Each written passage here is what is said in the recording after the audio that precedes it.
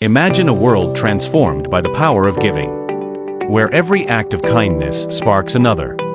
These are the champions who dedicate their lives to change.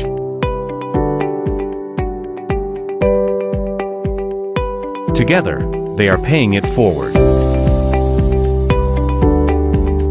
Champions of change. Paying it forward. Join us and be part of the movement. Here on the Achievement Channel.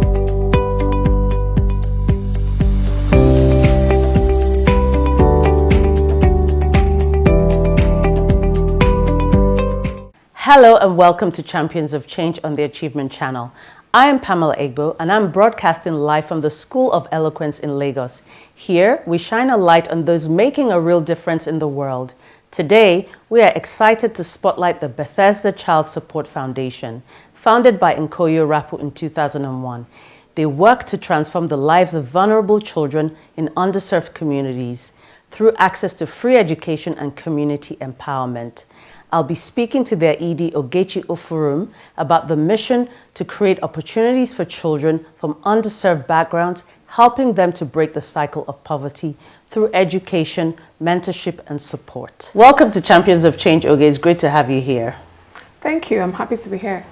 Great. So, Bethesda Child Support Foundation, you are the ED of it, and your remit is to help children who come from poor communities with free education. Exactly. Get them out of the poverty trap.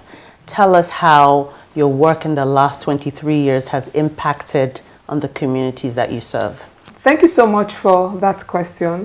In the past 23 years, we've worked with different stakeholders to build tuition-free schools in various communities and offer academic scholarship to children from underserved communities.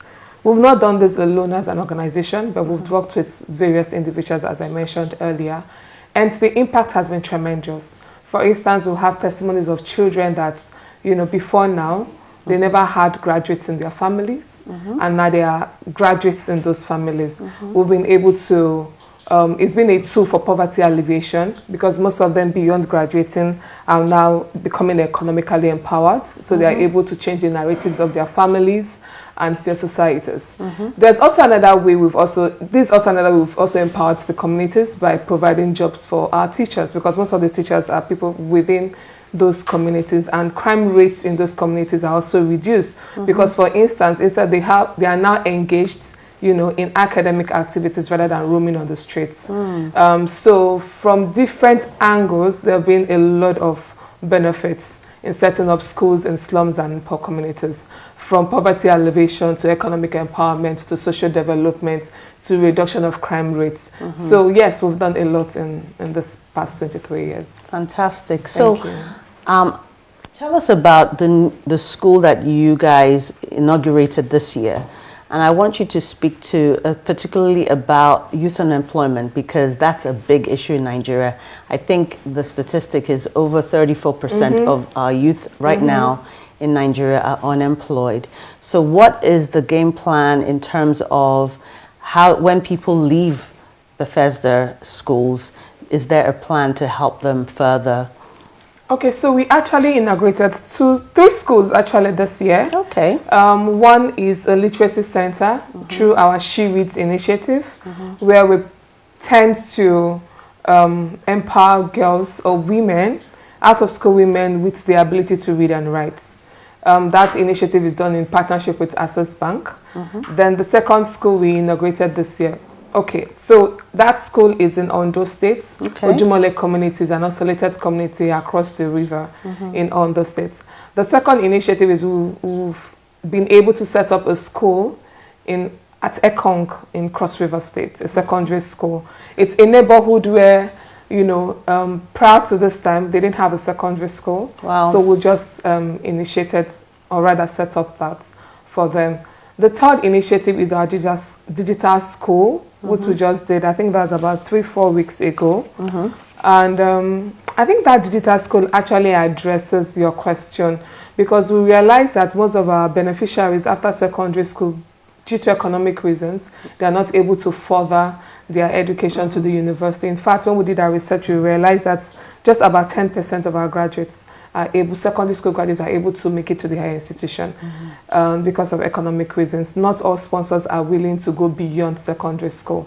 So we thought back and asked ourselves, what can we do to empower them in such a way that after secondary school, they are not just going back to the slums, you know, but they are able to make progress, you know, with their individual lives, become economically empowered and start making a living. And we thought of the digital skills. In today's world, you know, technology, you know, it has become the in thing. You know, so when we did our research, most of them wanted to have one digital skill or the other. So for the pilot phase, we started at our secondary school at Aja, Ikota community. So the plan is after your SS3, we call it the SS4 initiative. After the SS3, rather than just getting back to the streets or into the streets, you go through a 1-year digital skill acquisition program. Afterwards, you can use whatever you've gained from the program to enhance your lives economically. That's amazing. Now that leads me to my next question, because partnerships are key to making your mission strengthened and sustainable, isn't it? So how do you go about getting the partners? What do you look for in a partner, and how has that helped in sustaining the mission so far? So like you rightly mentioned at the beginning, we've been existing for 23 years, meaning that we have our records to show, you know, that we've been able to achieve certain milestones. And in this past years, we've also been able to work with different organizations across the globe. Partners essentially are looking for people that will enhance their own objectives, and we are also looking for people that will maximize, you know, our impact. So with that in mind, you know, it has to be a mutually benefiting relationship. Yes. So there have been situations where we come up with the ideas and we have partners that are willing to sponsor it financially. We'll come up with the partners, we have partners that are willing to key into it. We need to understand that it's not all about money, despite the fact that money plays an important role. But we'll have media organizations that want to help us to spread the information. We've had individuals, you know, that want to use their platform, you know, to also spread the information. We have people that are volunteering to do one work or the other to enhance the initiative. We have people that are playing adversary roles, you know. But talking about corporate organizations, essentially most of them have donated financially towards the initiative. Like I mentioned earlier, there's the She Reads with Access Bank. We're actually empowering 200 girls at Ojumole community, teaching them how to read and write. This is the pilot phase. It's going to elapse in sometime March next year. We're in partnership with FCMB. FCMB, we've been in partnership with them for about 23 years now. Amazing. Yes, and at the moment they are sponsoring about 50 children, you know, in our school. So we have different categories of partnerships. Like I said, not all is financial, some are non-financial as well. That's great. That's great. So I know that your primary goal is obviously scholarships for children who are, you know, who cannot pay for an education. I know also that you have other support services that we do. Like mentoring, your healthcare initiative. Can you tell us more about that and why it's important to have those beyond just paying school fees? Okay, so before I dive deeper into that question, I would like to give a scenario. Okay. I think sometime middle of this year, we realized that attendance across our schools were dropping, you know, and performances were also dropping as well. So when we asked questions and did a bit of research, we realized that most of the students were coming to school hungry. Wow. Yes, and when you're hungry, your ability to learn, you know, is naturally hindered. You know, and when you're not able to understand what you're being taught, it will affect your performance. And what we did was that we had to launch a feeding initiative, where we picked on selected days, you know, and periods to feed our beneficiaries across all our schools in Lagos, Ogun, and other states in Nigeria. So it's very important to give, beyond providing the education, there are other things that we need to do to enhance their learning. You know, there is no need to providing education when they will not be able to take advantage of it or leverage, you know, on it. So beyond the feeding initiative. We also have health initiative, like you said. There have been situations where people are unable to comprehend because they can't see the class board very well, or they are not able to write what they've been taught or what is going on in their head properly.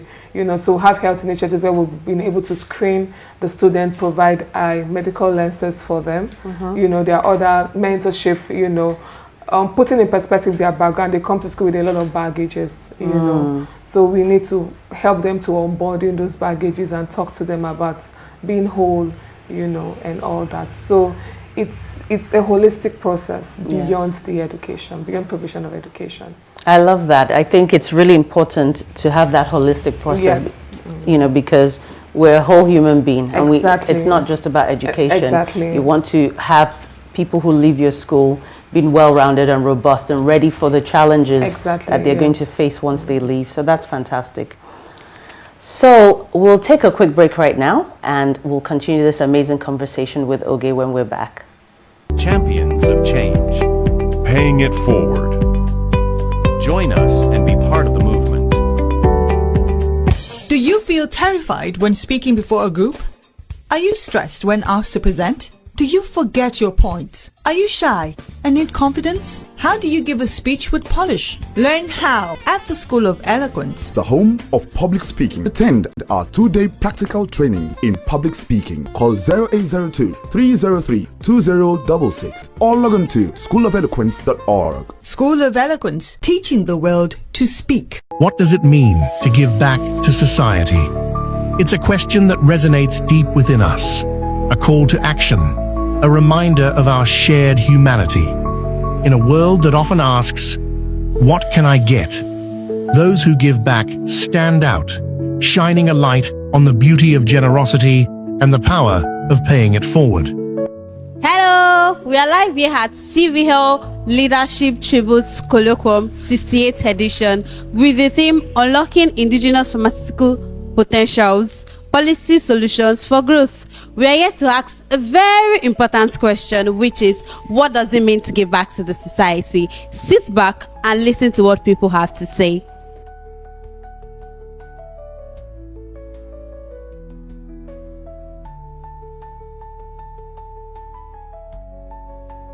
So what does it mean to give back to the society? Wow, that's a big question, However, giving back to society means being sacrificial.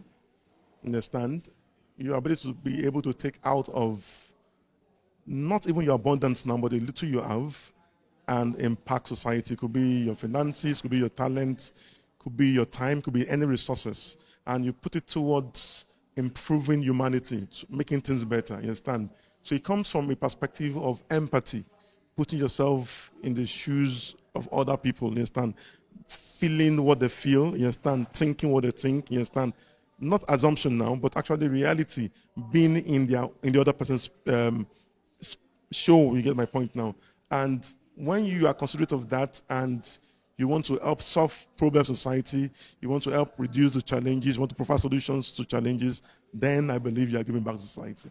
Thank you so much. You're welcome. I'm really blessed. Thank you, sir. What does it mean to give back to the society, in your own words? In my own words, I think it's very simple. You have to be intentional about wanting your society to get better, to improve. So everything you do, you put energy into saying that the society is better for it. It shouldn't be about your selfish gains. It shouldn't be about you. It should be about the bigger society. It's very simple. The way you do everything you do, you must have it in mind that the end result should be for the betterment of the bigger picture, the society in general. Because whether you like it or not, at the end of the day, we are all going to leave this place and go. So what are you leaving behind? You leave behind a better society for the ones coming behind you. So for you, Ma, you think having a good mindset, a positive mindset, and then putting in that energy, that intentionality is a way of giving back to the society? Yes, for me, that is what it is. I think it's being sincere. And it's a simple thing, I've come to realize that you take nothing out of this world. So the important thing is what you leave behind. So what you leave behind is what you sow back into the society, what you sow back into the lives of others, what you sow back, even it could be through your business, it could be through your church activities, maybe your NGO, what impact are you making? The earlier we begin to realize that we are living with nothing, then we begin to understand that what is more important is what we are sowing back into the society before we go, because eventually we are all living. Everybody is going to live.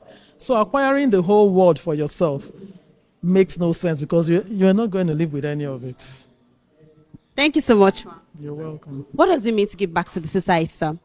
Well, to give back to the society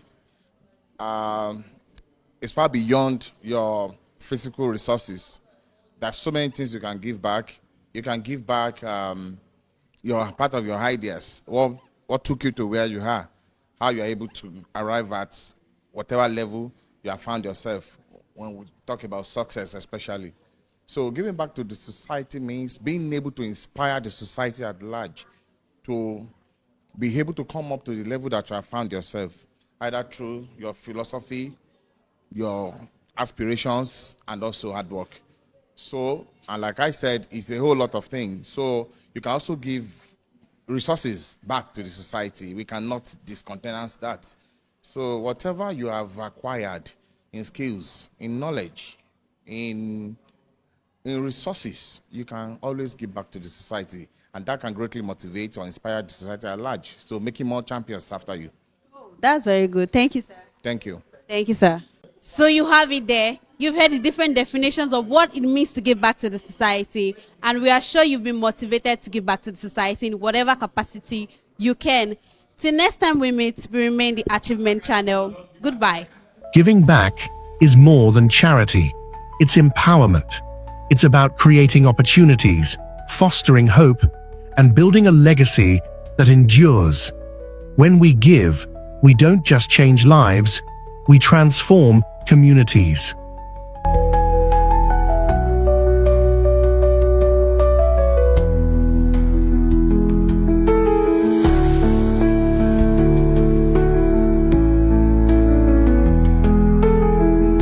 Champions of change. Paying it forward. Join us and be part of the movement. Welcome back to Champions of Change. So today we've been talking to Oge from the Bethesda Foundation, and she's been telling us about the wonderful work that they've been doing for children in underserved communities. So Oge, tell us, what is the vision of the future for your foundation, and how do you intend to spread this impact to other parts of Nigeria? Okay, so for the vision, we have a couple of things on the table. We're thinking of starting a teachers training institute. Getting quality teachers in Nigeria, it's a challenge because most people don't want to engage in the teaching profession for numerous reasons. So we're thinking of probably having our own teaching institute to train teachers. Great idea. That's one. We're also thinking of a full-blown vocational school because we understand that beyond the secular education, going to the university and picking up a white-collar job, vocational skills are actually very key and important in today's world. So we're thinking of that and also expand our digital school. So we're having conversations here and there. They're all in the pipeline, and we'll get to let you know as they unfold. Yeah, absolutely. I think it's key what you said about vocational education. I think that's so important. I think, not everybody wants to go through the traditional role of going to university. And if you look at people who are some of the top CEOs of the world, I think about Mark Zuckerberg or Richard Branson, they are all university dropouts that didn't finish, and they're doing very well. And I'm very pleased to see that trend becoming more common right now in Nigeria, where people are recognizing how important vocational skills are. So that's really good.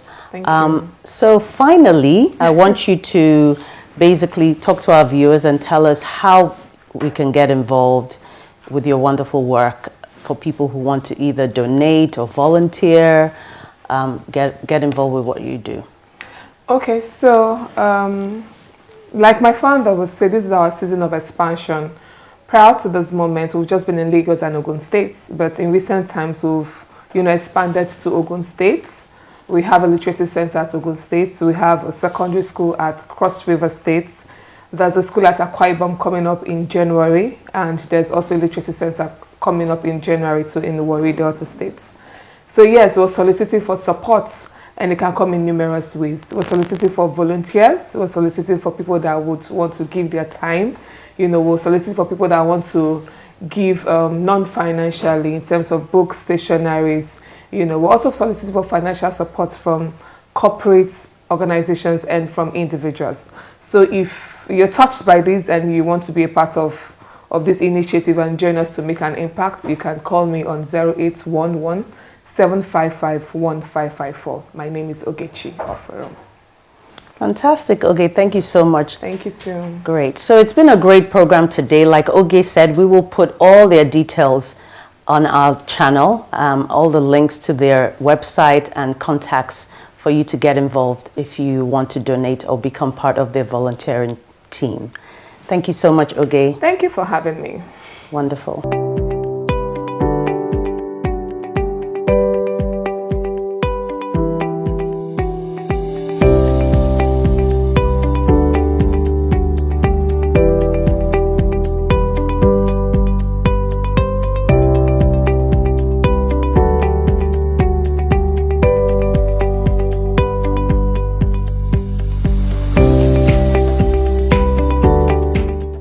Do you feel terrified when speaking before a group?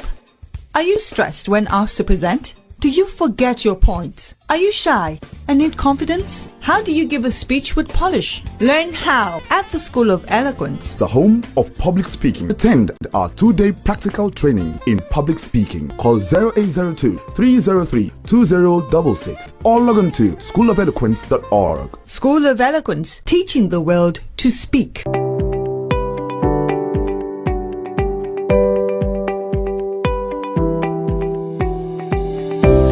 I'd like to thank Ogechi for her passion and heart in driving forward the incredible work being done at the Bethesda Child Support Foundation.